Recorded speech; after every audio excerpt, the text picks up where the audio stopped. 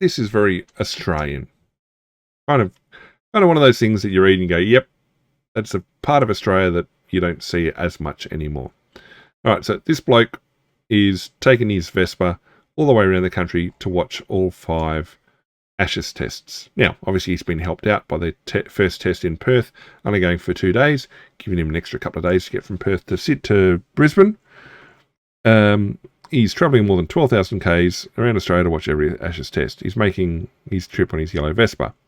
So he's gone to Perth, then he's going to Brisbane, then he's got another 4,000 to travel to Adelaide, Melbourne and Sydney tests. Yep. Okay, but the good stuff starts a little bit further in the article. Okay, so while some might choose to fly, he's choosing to do it at 90 k's an hour on a Vespa. It's to do with his mental health. He encountered some traumas and it's him dealing with some of it. Fair enough. Bought the Vespa just after being medically retired. Really great to ride, really good for mindfulness. Hey, good for him. When he floated the idea of an epic road trip to his wife, she didn't say no, so he took that as a green light. Good work, buddy. The Vespa has been kind of life-changing for him, she said. The long journey, culminating in the realisation of Scott's dream to attend every Ashes test in a series, has given him a target and a goal, she explained. Really happy that he's getting out there. He's definitely doing everything he can to rebuild his resilience, which has certainly been low in recent years.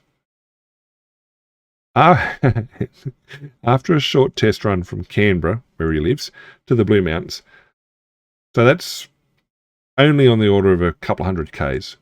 So, yep, I'm going to do a 200k road test for a 12,000 K trip. Yep, that's going to go well.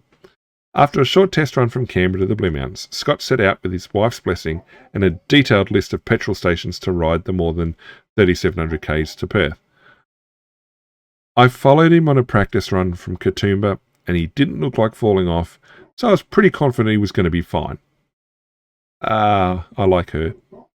Contending with road trains, trucks, potholes and a petrol tank that only takes him a couple of 100 Ks at a time. Scott made the first leg of his journey to Perth. Good work. Then he jumped back on the Vespa for the second leg, Perth to Brisbane, for the second test, so he's up there right now. I have to be mindful of where the trucks are. There's been a couple of close calls which my wife won't want to hear about. Well, she just has. Whilst he's a fantastic driver, according to his wife, she's firmly ruled out a his and hers matching Vespa.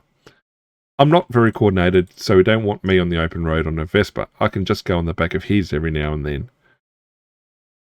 That is, when he graduates from his P plates. So he's doing the whole thing on his Ps as well.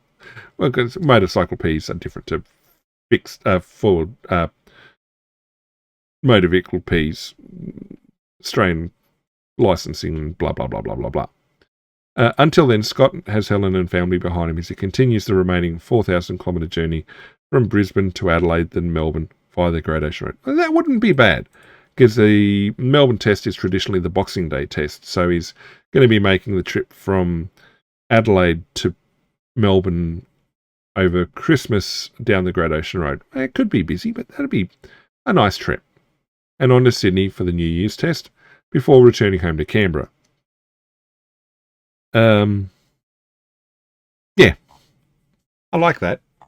I mean, you don't see articles like that pop up as much anymore. I mean, probably because I probably may not watch the channels and news that produce that as much anymore. But that's kind of funny.